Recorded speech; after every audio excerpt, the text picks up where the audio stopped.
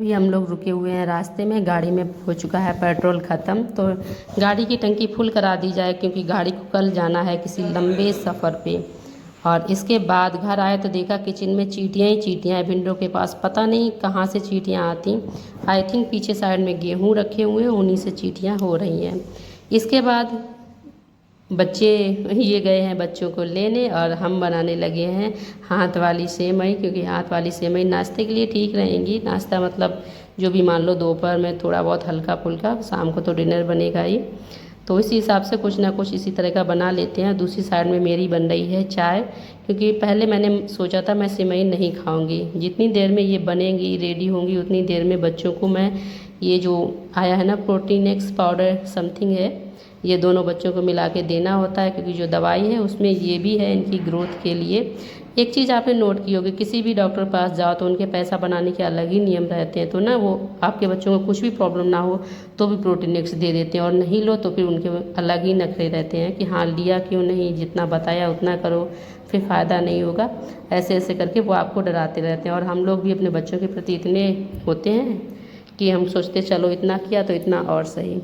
और इतने में हमारी जो है ना वो सिमई एक साइड में बन रही हैं, दूसरी साइड में मैं सिमई में ना डालती हूँ ड्राई फ्रूट्स। इसलिए बहुत ही ज़्यादा पसंद है, लेकिन मेरे घर का सीन ये रहता है बच्चे निकाल निकाल के रख देते हैं अलग से, और हस्बैंड उन्हें भी इतना ज़्यादा पसंद नहीं है, तो मैं इसलिए जो भी ये नॉर्मल वाली जो गरी होती है ना, मैं बस सिर्फ यही वो भी इसी तरह से ग्रेड करके डालती हूँ, ताकि ये बच्चे मतलब मुंह में आए ही ना, जो उन्हें पता चले कि हाँ पड़ा है। तो ये तो चलो थोड़ा बहुत खा लेते हैं, यदि गलती से भी काजू या फिर किशमिश डाल दिए फिर तो उनके बहुत ही अलग खाने पीने के बाद में बर्तन वगैरह तुरंत ही वॉश करके इसलिए रख दिए कि ताकि किचन में चींटियाँ ना आए। दूसरा ये है कि थोड़ा बहुत होता रहता है तो इकट्ठे नहीं बर्तन होते, ना हेडेक होती है, और चूँकि अभी मौसम थोड़ा वैसा चल रहा तो इकट्ठे बर्तन धुलो तो मुझे थोड़ा सा एलर्जी टाइप से लगने लगता है, तो इसलिए हैंड टू हैंड जो है ना मैं सारे काम जो है वो ऐसे ही निपटा देती हूँ। क्योंकि अभी है ना इसके बाद पता चला है कि दीदी और जिया जी आ रहे हैं, तो उनके हिसाब से फिर बनेगा डिनर। अब डिनर में क्या बनता है ये तो तभी पता चलेगा। फिर डिनर बना खाया, कुछ भी सूट नहीं हुआ, क्योंकि उनके आने के बाद इतना सूट करने का मन नहीं था, दीदी की तबीयत भी ठीक नहीं थी।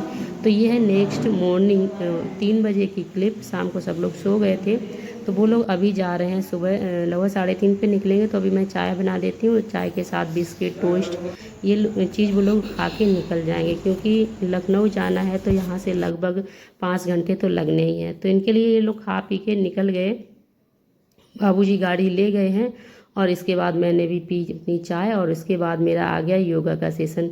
एक चीज़ मैं बताऊं कि अगर आपको कफ है तो वो सिर्फ भ्रमरी से ही जा सकता है। इसके बाद में जब हम पहुंचे स्कूल तो स्कूल में बहुत अच्छा वेलकम हुआ। गेट पे जैसे ही पहुंचे वैसे ही बच्चों ने फूल बरसा के मेरा वेलकम किया। मेरा नहीं, सारे स्टाफ का हुआ। उसके बाद बच्चों ने ये बहुत अच्छी सी रंगोली टाइप से बनाई थी, इसमें सारा लिखा हुआ था, दूर से नहीं दिखाई दिया। बहुत अच्छा लगा, क्योंकि एक्चुअली ये ब्लॉग जो ना वो टीचर्स डे का है। और इसके बाद मैं स्कूल से आ गई थी घर, क्योंकि स्कूल में इतना ज़्यादा शूट करना अलाउ नहीं होता है। तो अभी फ़ोन आया कि ये लोग आ रहे हैं, लगभग टाइम हो रहा है 5 बज रहे, तो मैंने कहा चलो मैं खाना वगैरह रेडी करके रख लेती हूँ। तो फिर क्या किया मैंने, सब्जी बना के रख दी, और सब्जी बन जाएगी उसके बाद थोड़ी सी रोटी वगैरह भी सेंक दी कि बच्चों को यदि भूख लगी होगी तो वो आराम से खा लेंगे। और ये लोग आएंगे फिर कब खाएंगे इनका भी कुछ भी क्लियर नहीं है।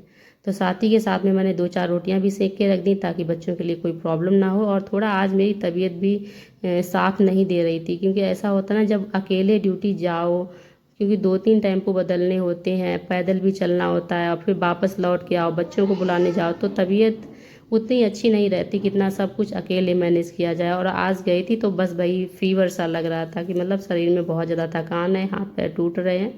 तो ये लगा चलो पहले से शुरू कर देती हूँ, धीमे धीमे धीमे धीमे जब तक ये लोग आएंगे तो तब तक सीख जाएगा। और यही सोचते सोचते मैंने ना पहले प्लान बनाया था 2-3 रोटी सेकूंगी, फिर मैंने सारी रोटी सेक के रख दी। फिर मैंने सोचा जब ये लोग आएंगे तो फिर मैंने गरम करके